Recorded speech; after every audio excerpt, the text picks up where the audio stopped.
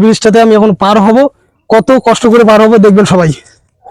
আসসালামু আলাইকুম দর্শক ভাইরা, যেখান থেকে আছেন ভিডিওটা আমার দেখছেন, অসংখ্য ধন্যবাদ আপনাদেরকে। তো বর্তমানে আমি যে জায়গাটাতে এখন দাঁড়িয়ে আছি, অসংখ্য একটা ভয়াবহর জায়গা। তো এই অঞ্চলে যত লোকজন আছে যেভাবে চলাফেরা করতেছে, বিপজ্জনকভাবে ওরা কিন্তু চলাফেরা করে।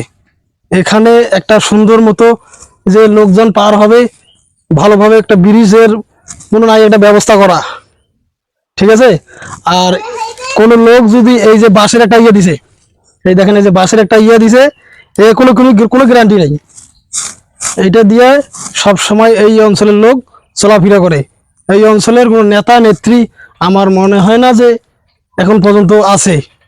আর এই অঞ্চলের লোকগুলো এত কষ্ট করে চলতেছে যে বাঁশের ব্রিজটা যে একটা সুন্দর করে একটা বাঁশের ব্রিজ দেবে সেটাও কিন্তু দিচ্ছে না। তো গাছ সবাই দেখবেন বাঁশের ব্রিজটাতে আমি এখন পার হব, কত কষ্ট করে পার হব দেখবেন সবাই। ভাই এদিকে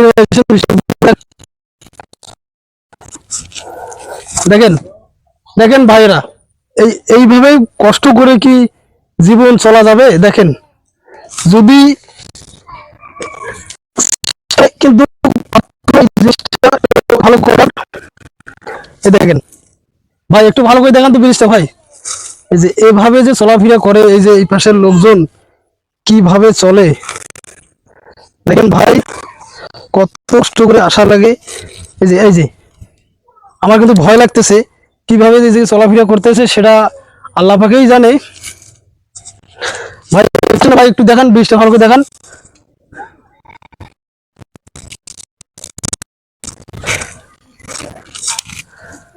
দেখেন এই হচ্ছে তাদের এই অঞ্চলের লোক, কিন্তু এই দিকে অনেক আবাদ সুবাদও করে, আবার কিছু মানে সব ধরনের আবাদ সুবাদ কিন্তু এই দিকে বেশি। তো এদেরকে মালামাল নিতে যাইতে অনেক কষ্ট হয়ে যায়। আপনাদের কাছে কি বলবো, যদি এই অঞ্চলের কিছু লোক ভালো কিছু, তাহলে এই জিনিসটাকে ভালো করা সম্ভব হবে। তো ভাই ঠিক আছে, ভালো থাকবেন, ভিডিওটা ভালো লাগলে লাইক শেয়ার করবেন।